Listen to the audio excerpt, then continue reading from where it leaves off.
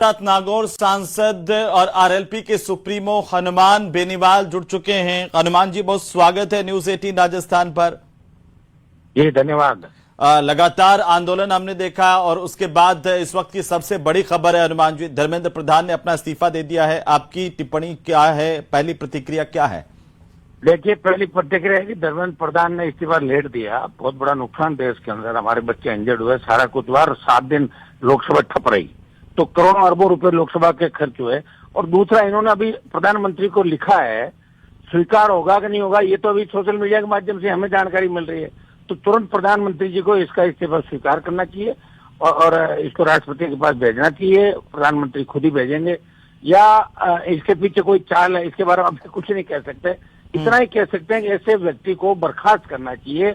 इस्तीफे की मांग पर तो चलो लोग अड़े रहे, पूरा विपक्ष ये करा, लेकिन जब इतना ज्यादा, पिछली बार भी इसके नीट के पेपर आउट हुए थे, तब भी हमारे कुचामन और दूसरे सेंटर पे 2 जगह रद्द किया इन्होंने। तो एक जगह भी अगर पेपर आउट होता है तो कई जगह फैल जाता है। अब की बार भी राजस्थान सीकर से ही हुआ और दुर्भाग्य से देखिए राजस्थान जो इन चीजों में बहुत पीछे था, चाहे पुरानी कांग्रेस की सरकार हो चाहे ये सरकार हो, पेपर नीट पेपर जो लीक का अड्डा है, जो पेपर एक तरीके से जहां से पेपर लीक सब ज्यादा हो रहे हैं, चाहे कांग्रेस की सरकार रही वहां 19 और इसके अंदर भी नीट का पेपर लीक भी सीकर राजस्थान से हुआ, जब भारतीय जनता पार्टी के नेताओं के ऊपर भी आरोप लगे थे, लेकिन उसके बाद दबा दिया गया। बहुत लेट जगह, लेकिन जब जगह सवेरा, प्रधानमंत्री जी को तुरंत इस्तीफा स्वीकार करना चाहिए और बच्चों की जो भी मांग है, छात्रों की, उन सब मांगों पर सकारात्मक विचार करने की। यही छात्र थे जिन्होंने मोदी जी को पुरानी व्यवस्था को खत्म करके 3 बार देश की सत्ता पर बिठाया। इसलिए इन बच्चों से किसी तरह का भेदभाव नहीं।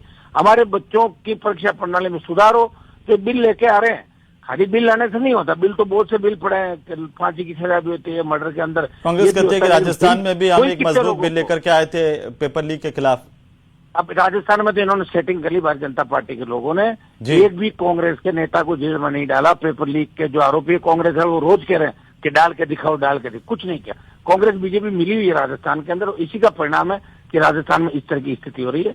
और दिल्ली के अंदर भी कांग्रेस बहुत लेट जगी। जंतर मंतर पर कांग्रेस के नेता नहीं, कि हम सब गए थे जंतर मंतर पर, तमाम पॉलिटिकल पार्टियां, कांग्रेस ने आंदोलन को अलग तरीके से, क्योंकि इनको आंदोलन में मिल नहीं रहा था। एक आखिरी सवाल है हनुमान जी की, अब सदन में भी गतिरोध टूटेगा और क्या इसके बाद में अब चर्चा हो पाएगी, सदन में चलेगा सदन? देखिए, नहीं, ये तो मुद्दा है, एक राम मंदिर का जो चंदा चोरी हुआ है उसको, ये भी तो बड़ा इश्यू है देश के अंदर।